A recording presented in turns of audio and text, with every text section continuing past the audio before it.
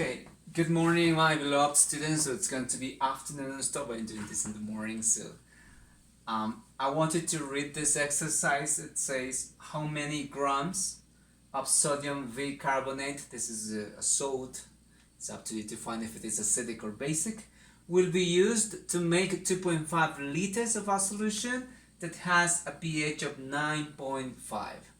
Actually, by reading the pH of 9.5, it's already telling you if it is acidic or basic. Just read this pH of 9.5. Okay, let's get to work. For solving this exercise, what you need to do first is remembering everything we have been doing before, your notes and stuff. So step number one, always read the data you've got there.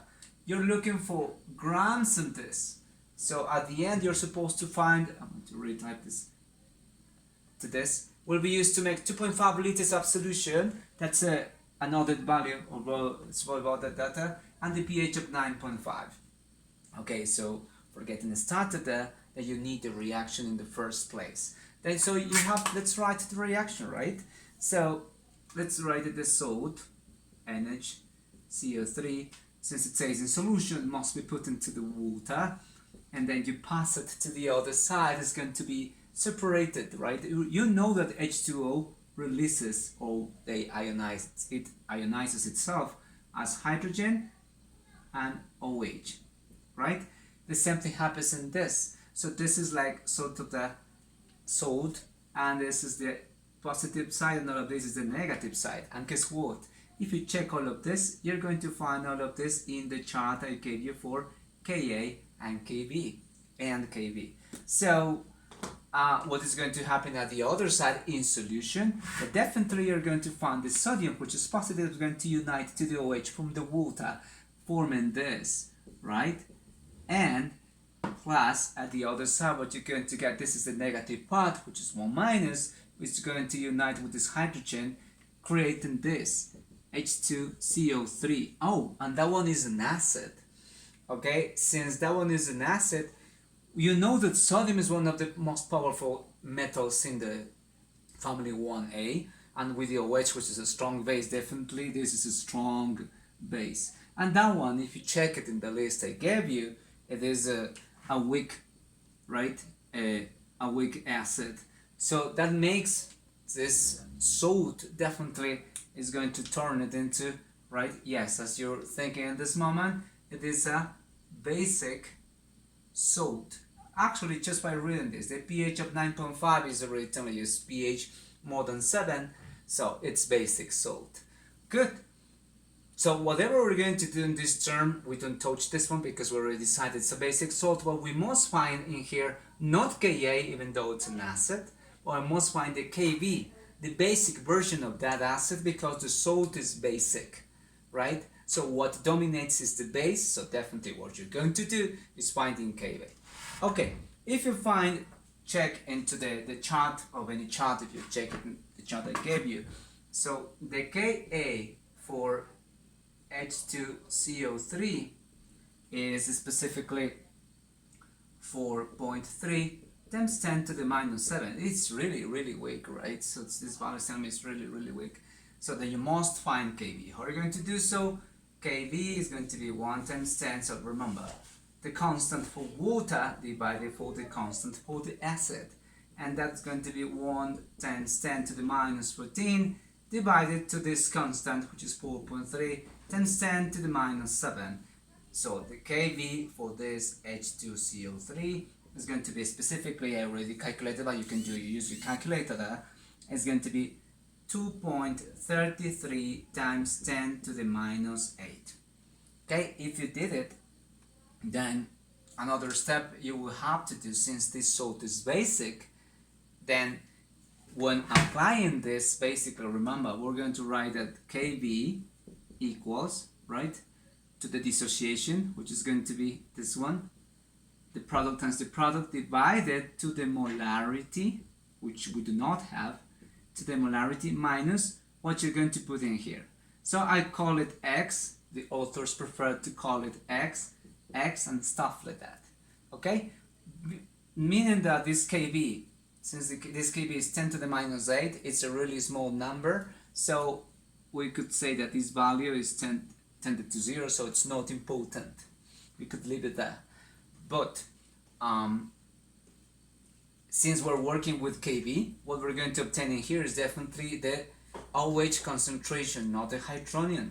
Then definitely we must find POH. So the pH is 9.5. Then the POH is going to be definitely 14 minus 9.5. See what I mean? If you get that part, then the POH is going to be definitely 4.5. That is really important. Why is that? Because with the POH we can calculate already this concentration, right? I have the constant, I have the pH and the POH, so I can, with this I can find this, because this represents the OH concentration given that we're using Kb. So definitely 10 to the minus POH, which is this one, is going to give me the OH concentration. Move your heads if you got it. Yes, you're moving them. Confirm that. So the OH minus concentration is going to be 10 to the minus 4.5. If you insert those values into the calculator, you're going to obtain something like, I don't know, 3 point, it looks like. Let's see, let's give it a check for saying if it is correct and stuff like that. 10 to the, you see, square powered to the minus 4.5 is going to be, yes. I prefer to use always decimals and stuff. 3.162 times 10 to the minus 5. That is my concentration and stuff like that. That is the OH. So this is X.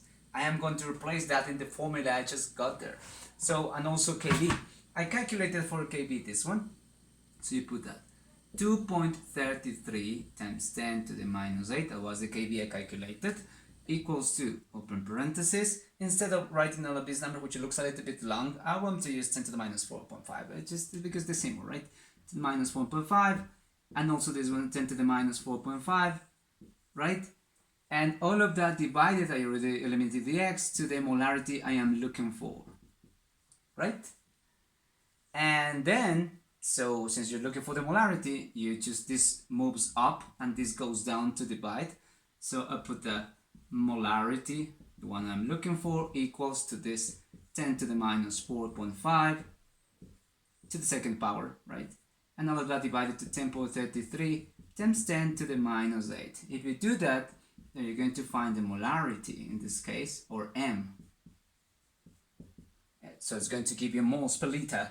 If you do that 10, right, to minus 4.5, and all of that to the second power, and all of that, you see you remain in the upper part with what times 10 to the minus 9, and all of that divided to 2.33 times 10 to the minus 8, all that divided to 2.33 times 10, yes, okay, 1.10 to the minus 9 equals, divided, open parenthesis, 2.23 times 10 to the minus 8, and then you get this value. The molarity you're looking for is definitely, or M, right? M 0.0, right? 43, right? Moles per liter, because it is molarity. Now that you've got the molarity, you can do the following. You just need to do a simple calculation and stuff. I'm going to stick with the value and stuff that I remember. Once again, you just get to work with that, and then I have it. I'm going to pause for that moment there so you can have it, okay?